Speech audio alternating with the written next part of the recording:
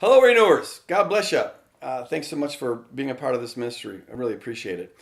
So I've been talking about the last couple little newsletter videos about the way in which some try to argue that Jesus didn't absolutize the love command. They want to allow for just war theory, that violence is sometimes justified. Sometimes their goal is to try to say that Jesus is compatible with the genocidal God.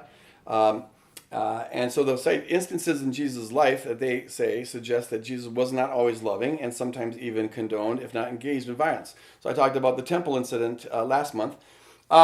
This month I'll talk about Jesus' harsh words towards the Pharisees. Flannagan and Copan, in their book, Did God Commit Genocide? They use that as an illustration that Jesus wasn't very loving there. And so that shows he didn't love everybody. Well, I beg to differ. It's true. If you read Matthew 23, it's true that Jesus uses very harsh words when talking to the Pharisees.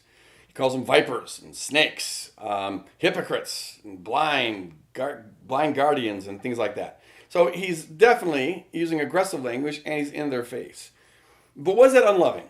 Was that unloving? I submit to you that there's no reason to think that. Now, if Jesus was just doing it to insult them or to make himself look good in comparison to them, that would be unloving. But you can easily read this with being done with a loving sort of motivation. Here's the thing: Jesus, when he's hanging out with the sinners, the public, the tax collectors, the prostitutes, he interacts with them in tender ways. He has tender language to everybody else except for these folks. And I submit to you, there's a reason for that. These folks have a disease. They are diseased. They're afflicted with this disease of self-righteous legalism, self-righteous judgmentalism, and it's the worst kind of disease there is. Jesus says that folks who know they need a physician are much closer to healing than people who don't. And these were people who didn't think they needed a physician. They judged Jesus because of his kind and tender interactions with prostitutes and tax collectors. They saw that as a sign of moral weakness and compromise. And so if Jesus would have come and tried to interact with them on that basis, they would see that as weak. They would dismiss it without even giving it a hearing. The only hope that Jesus would have of getting through to these folks, trying to wake them up, shock them into the realization that they are as much in need of a physician, if not more, than the prostitutes and the tax collectors, is by taking their own judgmental language and turning it in on them, turning it back on them. You know, Matthew 7, Jesus says that the judgment you give is the judgment that you will receive.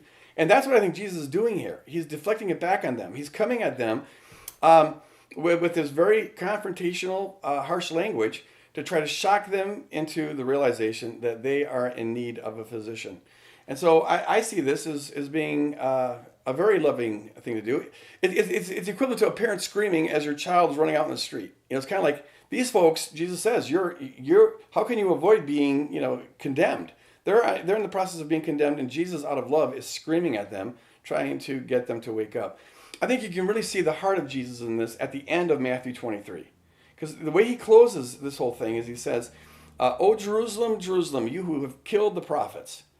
And he had just grouped the Pharisees in with those who kill the prophets. He says, "You're just like them." He says, "You killed the prophets." But then he doesn't follow that up with rage, like, "Oh, you killed the prophets." He rather expresses extreme sorrow. He says, "How often I wanted to gather you together like a chick gathers like a hen gathers its chicks, but you were unwilling, and therefore your house," referring to the temple, "will be left desolate." And he's just referring to the fact that when people persistently push God away, when they become hardened in their rejection of God, there comes a time, and this is what judgment's all about, where God withdraws, and the temple was seen as the house of God, and now it's going to be left desolate because they're pushing God away. But his heart is breaking when he says this. His desire was to gather them together, and that would include the Pharisees. And so when we envision Jesus confronting the Pharisees, yes, his language is harsh, it's confrontational, but I almost picture him weeping as he's saying this. "You vipers, you snakes, you're hypocrites," and his heart's breaking. This is the heart of a parent who is desperate, a heart of a parent whose heart is broken. It does not constitute an example of Jesus qualifying his love command in the least. Think about it, chew on it. Next month, let's talk about Jesus' violent parables. He has some parables that are pretty violent, and they are often held up as an example of Jesus condoning or engaging in violence. So see you then. God bless. Take care. Bye-bye.